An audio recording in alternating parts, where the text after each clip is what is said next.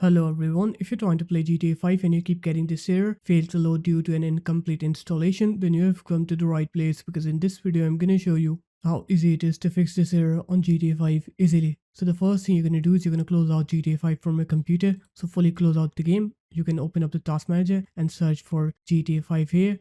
And if it is here, just gonna close it.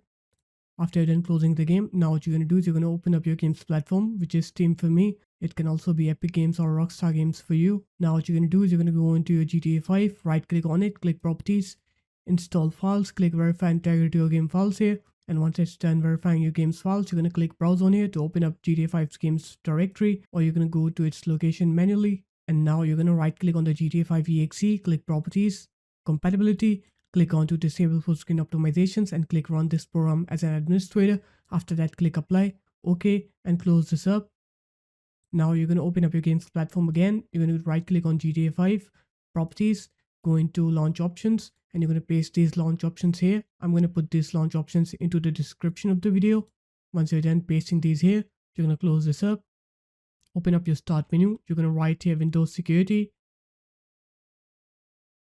Now you're going to go into virus and threat protection, click on to manage settings here, scroll down, click on exclusions, put GTA 5's directory into the exclusions here, just like that. Now you're going to go back into virus and threat protection again, go into protection history, and now you're going to find any files of GTA 5 that your Windows may have blocked. So you're just going to unblock those files from here, click on to allow access.